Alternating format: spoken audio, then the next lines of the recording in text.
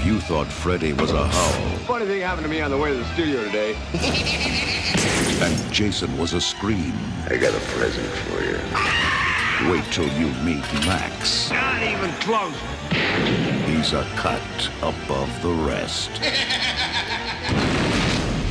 The Horror Show. House was spooky, House 2 is weird, House 3 is scary as hell. House 3 was not intended to be a House sequel, and it's the only one that wasn't intended to be one. It was originally called... Evil Dead 7. Evil Dead 7, also known as Evil Dead 7. This was originally called The Horror Show, but they decided for non-US markets they were going to call it House 3.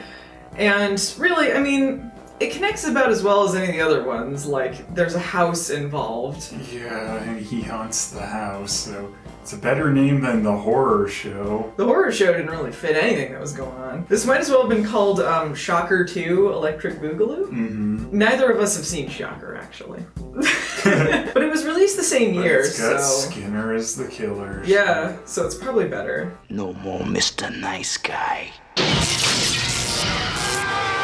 I don't think he's dead. Contact. So, House 3, a cop has caught a serial killer, and the serial killer is put to death, and he comes back to haunt the man at his house and make his life a living hell. So... Yeah, the House 3, huh? This sure happened. This sure happened. This is what we get into. A lot of love and care was put into this one. This full screen VHS transfer piece of crap.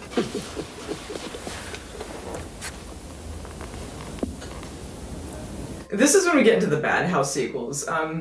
Keep in mind, none of them are really unwatchable, but for this 1 is and 2, a big quality drop from House 1 and 2. Yeah, 1 and 2 are legitimately great movies. These 3 and 4 are ones you watch when you want to laugh at the movie. Yeah. And there's lots to laugh at, but you gotta get through a lot of really slow parts in House 3. Really slow, droney parts in this, but then it gets really goofy, so... The intro takes approximately 3 years to end.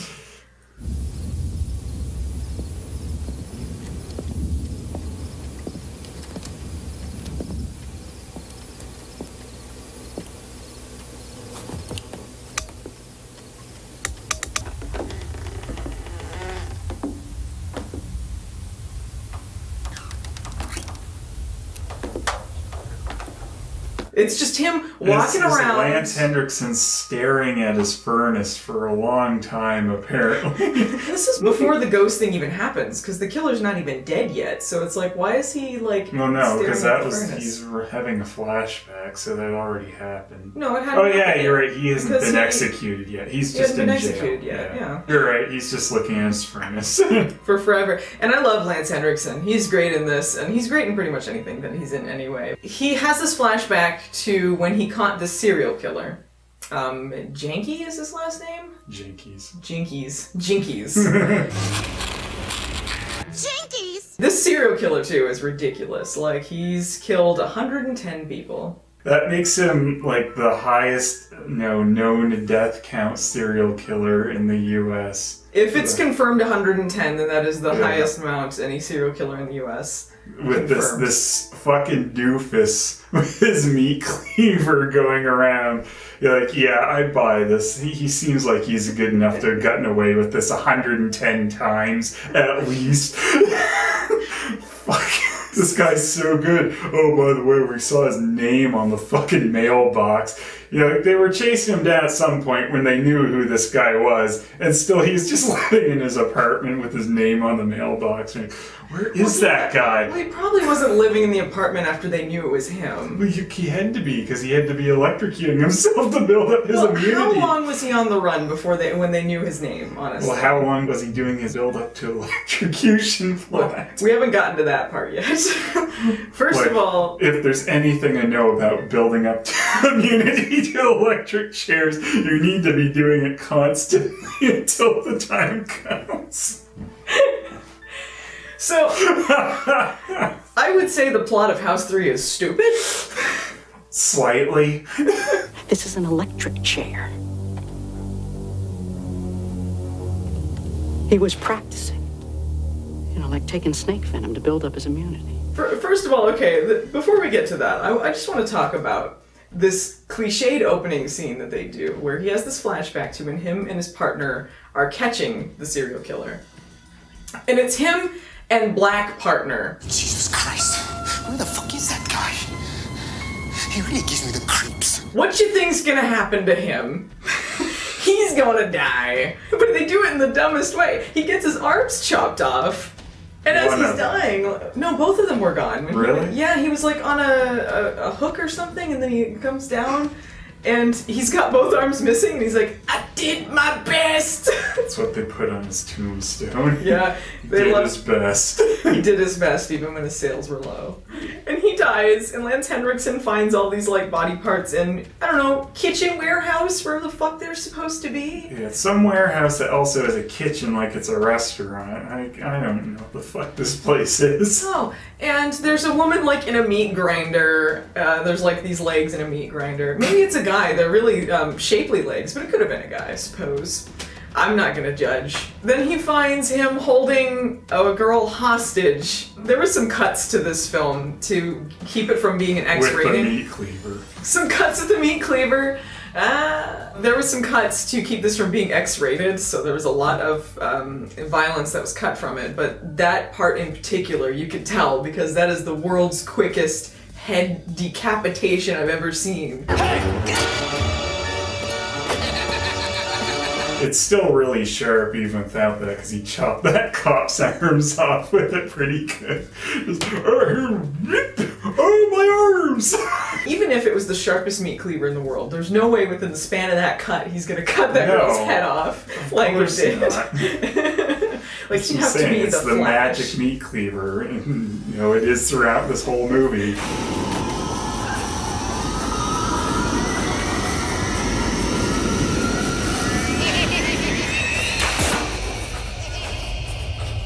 How did he travel through electricity?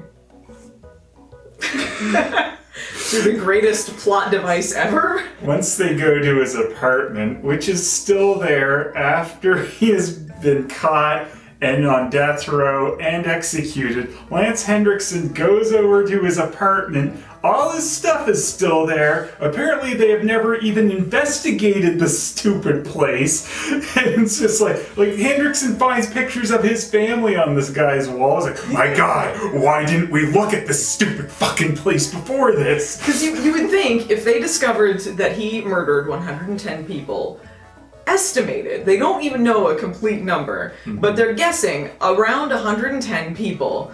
You'd think they would have checked his apartment to figure out, you know, like, who all these people were, where they're buried, things like that. But even if they had done that, like, who's paying for this apartment for so long to keep it up? Yeah, like, because, that stuff would be out and they would get that place rented out to someone else. Apartments are just like, oh no, for sentimental reasons we kind of want to keep serial killer stuff all here. Because death row was not a quick process, okay? Like, it's not like the next day he was murdered, okay? Like, this had to have been years and years and years. And then they find, oh, he's got an electric chair, and there's this other buddy who seems to know about this ridiculous plot point before. Yeah, I don't He studied it. Oh yeah, because Jenkins, or Jinkies, or whatever his fuck, is the purest form of evil. This doofus with his meat cleaver that goes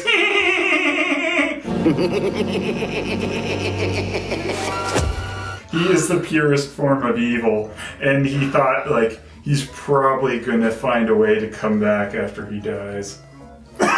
Because he was studying electricity and evil. Like, the connection between electricity and evil, as if this is a thing. When I was at Columbia, I was working on a theory of pure evil as a form of electromagnetic energy, an electricity of evil.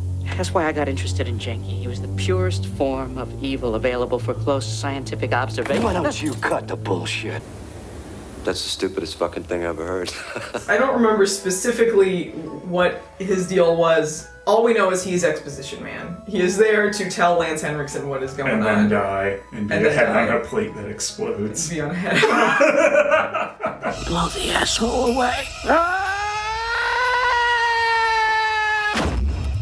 He is here to deliver the dumbest fuck plot. So they find out that this electric chair is in the apartment. And they're like, he's been practicing. Yeah, building up his immunity. He was practicing. You know, like taking snake venom to build up his immunity. That's the stupidest fucking thing I ever heard. Building up his immunity. He has been planning this whole time to get sent to the electric chair by zapping himself in his own electric chair. He's like, if I do this enough, I will come back as an electricity ghost. Of course. Part of this movie's plot, like, it shouldn't be any of this, you know, House 2 crap. It should just be, electricity is voodoo. We don't know how the fuck it works. In the 80s, electricity was magic. And this is a perfect example of, it's electricity. Sure, why the fuck not? Why the fuck? It can do whatever. Okay, guys, I'm gonna play you this clip here. Was it good? No, wait.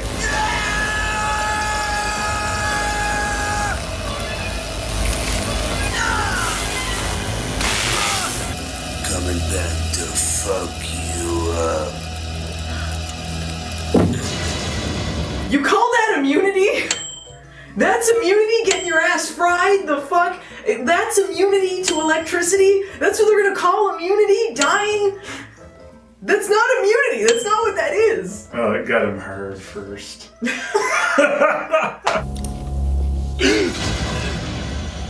I did was give me a hard on. I love the dialogue in this by the wonderful Alan Smithy.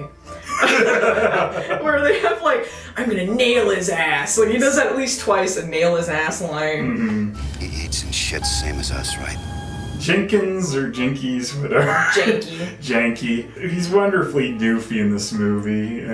He is a guy, he's played other doofy characters in movies too. That's mostly what I think of him as. He's kind of like one of the silly henchmen or something. Yeah, I think he was in Con Air as well. I don't remember what he did in Con Air, but I know he was in it. So he was probably a criminal at least. I don't remember how doofy he was, but audience, you tell us, how was he in Con Air?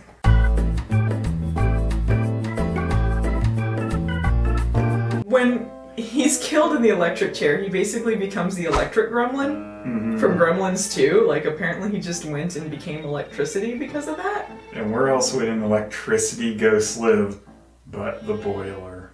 They could have had an electric furnace. That would have at least make sense. But no, of course it's not. And that's where the electricity ghost lives. First they show it like in the fuse box, but then it moves over to the furnace. Like, did the fuse box make too much sense? They can't even follow their own kind of rules because he appears in things that aren't electric based, so it's not really clear exactly how this works. If I was writing this stupid plot, the very minimum thing I would say is this electricity ghost needs to stay in something electrical and, you know, build up his power so that he can manifest, you know? Sort of a little bit of logic to the nonsense, not just, oh, and then it lives in a furnace because there's fire in there and it can go and stuff. You know what the most electrical thing I can think of is? Fire. A turkey. Don't look now, Cub, but your family's dead.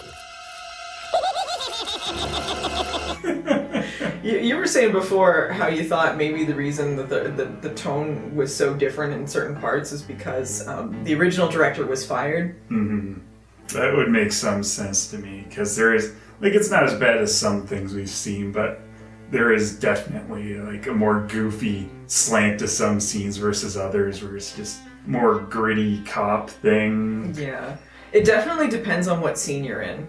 And it's not the same as like House 1 and 2, which are clearly like dark comedies that are intended that way. It seems like this wasn't even written as a comedy, but then they just added some bits to kind of be funny. Like the like if they didn't think they were being funny, like no, I sure hope so. Like, put his face on a turkey. Well, I think during Death-a-thon, clearly it was supposed to be funny. Oh, that's so amazing. I say martini for me, Bloody Mary for my cleaver. Bartender says, sorry, Mary's off today. He appears in a... His family is laughing way too hard at this shitty stand-up, by the way. There's a whole bunch of things wrong with this. What he's hearing really from the serial killer is funnier than what they're hearing, but they're laughing like this is the greatest guy ever. Take my wife, please! He's delivering better material, like take my wife and disembowel her. And this serial killer is hilarious. Death-a-thon. I love that. Okay, Lance Henriksen's going crazy, but I love that the fact he had his gun on him just to watch stand-up. Like, he's not on duty, he's just sitting there, and then he's like, oh, take my gun out! You never know what will happen when you're watching shitty stand-up with the family. I mean, I think it would have been just as reasonable if he had shot it just without seeing that guy on there. It's like, I've had enough of this shitty stand-up. Well, you never know when you're gonna have to blow away eggnog from Next Generation. Fucking eggnog. His biggest thing is he's in Deep Space Nine, by the way. Oh, Next Deep Space Generation. Nine. Fuck, I messed it up. I mean, a very Star Trek Christmas is where he's from. He's also known for Amityville 4, The Lamp Escapes. Clearly, that's the best known role that he's Because he's always talking about lamps in this one. He's like, watch out for the lamp, Dad. Look. His thing is he likes listening to music and getting free things by lying. Unless these companies are doing these shitty things and putting thumbs in his Nesquik and stuff. Probably are. But of all the characters in this film, he's the one that should be wearing a midriff shirt the least. And yet, he's still so hot. You get the scenes of him like rocking out. I wish he was like eggnog in that scene with the midriff shirt. Then it would have been the hottest. His best line is when they're having the scene where the turkey thing happens at the end, and they're all eating dinner, and it seems like the actors are just supposed to improv like some small talk. Yeah, this was like probably one of the best lines in the movie. You know, your grandpa always ate the drumstick? Wow, that's some cool trivia there. Like, it just clearly seems like that wasn't written in, just Yeah. it's really bad improv. Yeah, it's just like she said this stupid thing and they replied with that, which I mean is pretty much the only response I can think is warranted to such a stupid thing. Wow, that's some cool trivia there. I guess getting back to the plot here, even when the serial killer's supposed to be scary, it's not. No. Like, when there's the bit where he's going around the house and he's just fucking with his mind and creating all these hallucinations, I guess. Like, he appears as a baby. They're all like hilarious. A baby face. They're so funny, all those When he pretends to be the cat and he's meowing at the mom. His wife. Oh yeah, when he shows up as his wife. I forgot that part. Yeah, right off the bat, you're like, what the fuck? Yeah. Okay, here's something else that didn't make sense to me. You pointed this out, but the fact that when they kill him, when they execute him, there's no like glass between him and the people watching, so he can just run out and try and get Yeah, out. like what executions are done like that? It's like they're always in a different room. They're just like, all right, why don't you guys go in, you know, give him maybe a high five before it happens. Pat on the shoulder. Hang in there, champ. I'd love to, like, his stupid Jinkies. Whatever he is. If, you know, he'd done all this shit for the electric chair. And then they're like, anyway, you're sentenced to death by lethal injection. I didn't plan for this. There goes all my years of work! I did plan to die, apparently, but I'm still pissed at the guy who caught me and gave me godlike powers because I planned for this anyway. I don't know, maybe he was planning for all sorts of deaths, like he was like making himself immune to like injections, a noose, a guillotine, in case he travels back in from time. all those? How do you come back from being electrocuted? Because that's magic. This is fucking, that fucking makes any sense. You can travel through the wires. It's in the wires. The purest form of evil. Right. It's such a great, happy ending for this kind of movie because, like, it seems like the cat, the brother and sister, the mom, it seems like they're all dead. And then, like, by the end, none of it really happened, except the sister's boyfriend. He's dead.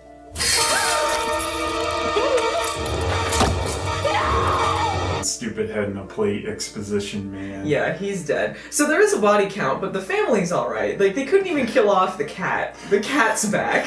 That better be a knife, you fucking assholes.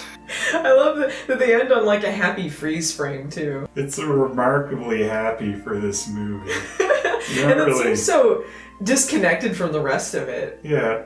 Like, you don't expect that, too, because you think his family's dead through this. Like, at one point it's implied he rapes his daughter, impregnates her, and with his stupid face in her stomach again, because this part of this was just how many things can we put this guy's face on, apparently. Yeah. Which are all amazing, really. And it's like, oh, well, shit, I guess she's fucked. And then it's just like, oh, no, she's perfectly fine at the end. I guess that didn't happen. Hope not, or else she's gonna have a little post-traumatic stress or something about that, I imagine. Well, it's because she was going around in her clothes in the shower. Yeah. They weren't even trying to frame that properly. But she's trying to go out, you know, for a dance or something in a nightgown. She made no sense. She's talking about her pink dress, which apparently was kept in the basement. Your dress is probably in the basement. Because that way you get the lovely musty smell on it. They're like, oh yeah, your dress is in the basement. It's not like they just moved in and there's some stuff they haven't unpacked. I mean, they lived there for a while, but they keep clothes in the basement. And her pink dress is apparently a nightgown. That's also where her serial killer boyfriend lives. Yeah, her boyfriend's just hanging out in the basement. He deserved to die. An idiot. She expects him down there too. Like, she's been upstairs for like hours, then she just goes back down to the basement. It's like, hey, fucko, are you in here? And either he will be, or, you know, maybe it's one of these rare times where he's taking a shit in a bush. I don't know.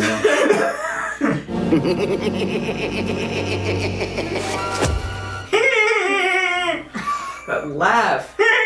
Terrible. Like, how terribly was it supposed, awesome. How was that intended to be serious at all? It can't be. It can't be. I like when the mom's in the basement, and then what falls toward her? It looks like a saw of some sort. A saw falls toward her, and then she blames the cat. As if the cat set this up.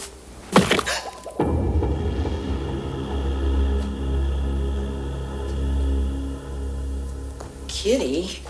Does the cat always set up traps for them? Like, she goes to the basement and the cat's got a gun? Like, Cosmo! God damn it, Cosmo. Well, it was Church from Pet Sematary. Yeah, I guess in, like, the 80s and 90s, they decided Russian Blues were the most terrifying cats, even though they're so adorable. But I guess it wasn't meant to be evil. That was the most important scene of the movie, though, according to the menu. Cosmo!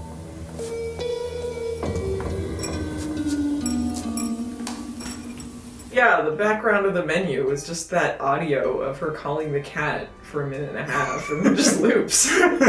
Like, what? Clearly, they just did not have clean audio for, like, the music on this. Let's just use that. Calling for the cat. It's what this movie is all about. Makes as much sense as anything. I do like the part, too, where he appears in the car, and Henriksen, like, sees him in the passenger seat, looks away, and looks back, and he's still there. He's like, we're still here. I'm still here. I don't think that's supposed to be funny, but I found it really funny, just because things do usually disappear when a character looks away from them like that. Yeah, that was kind of funny. I liked that part. Oh, it's one of his less doofy, funny moments. Yeah, well, that one actually, like, works. Like, if he was supposed to be a serious character, that would still be funny and not seem weird. Yeah. We didn't talk about the way that he dies, the way they get rid of the killer. And the nonsense that is. Yeah, Mr. Head Plate Explosion, let him know. If you zap him with electricity, like more electricity, that'll make him real again, and then you can just kill him by other means. Yeah. Because he's so full of juice. Because the electricity didn't bring him back to life, he's just sort of like I guess a ghost or an electric being or something. I don't know. But he can also recreate that kitchen warehouse. However the fuck he does that? Like, yeah, he takes them into like the warehouse through the boiler or the stove or whatever that is, and like their furnace. Basement. And he takes him there, and the exposition guy had explained to him that if you pump him full of juice, it will bring him back to life. Fill the tank. Fill the tank. Because he's like, in his state now, he becomes more powerful the longer he's there. How does he know that? Has he had case studies of electric people? Maybe for his paper, his electric evil? I don't know. Pure evil. Apparently he just knows this. And it's like pure evil electricity, like calculations. Yeah. Then I think if you put in more electricity, then you'll be alive again. Then you can kill him. That's the stupidest fucking thing I ever heard. You'd think it'd have to be real electricity to work, though.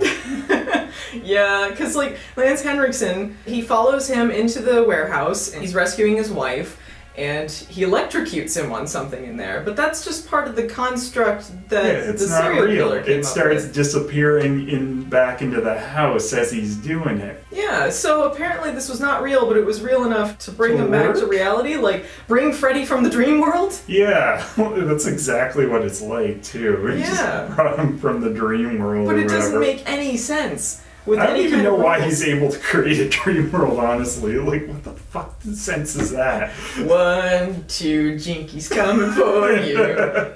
3, 4, eat some more turkey. Ha ha ha! I'm a turkey! Gobble gobble, motherfucker!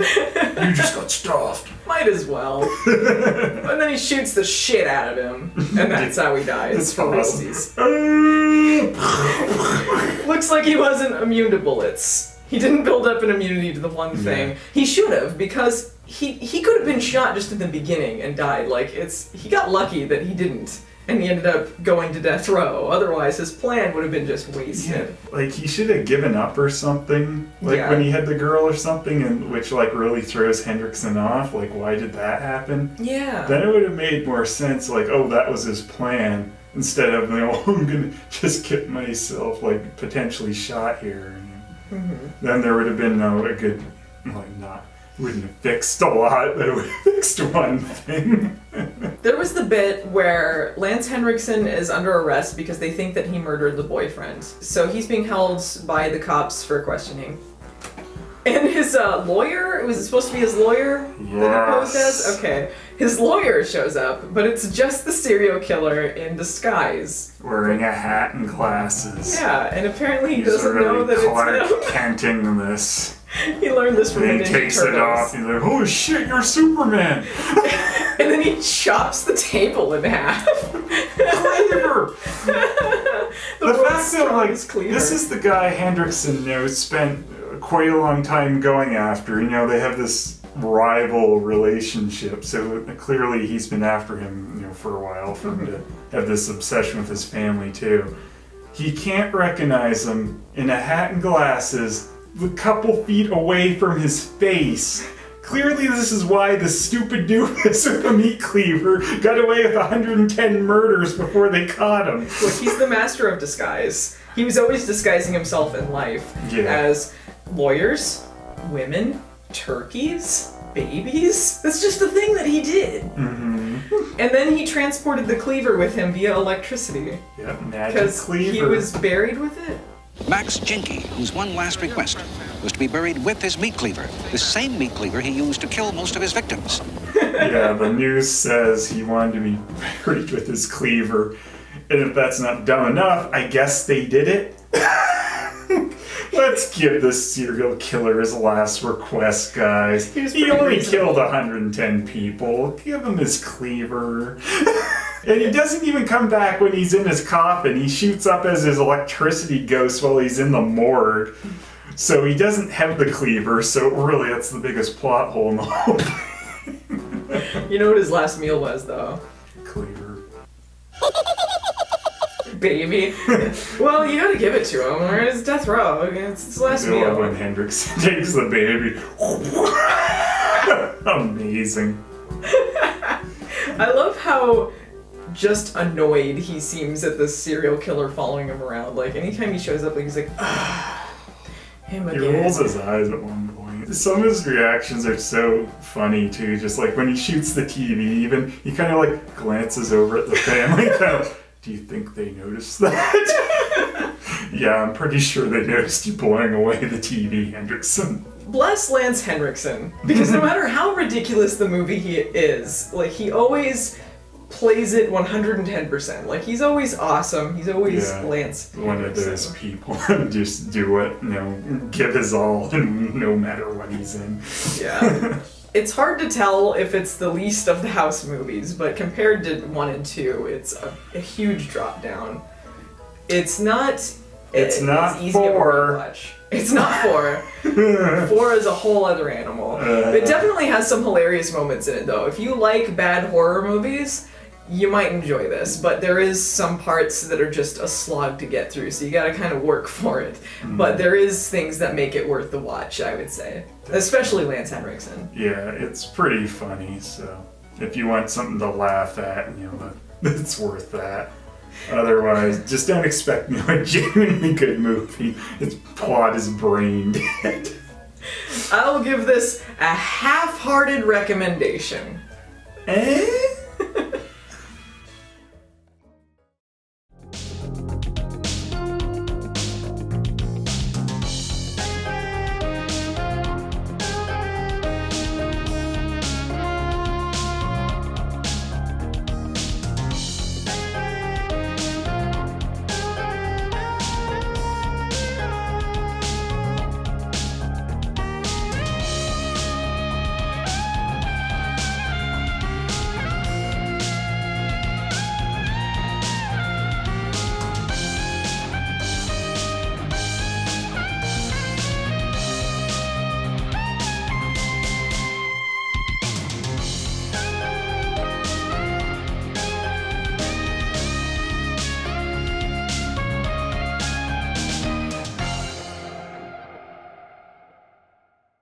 That's the stupidest fucking thing I ever heard.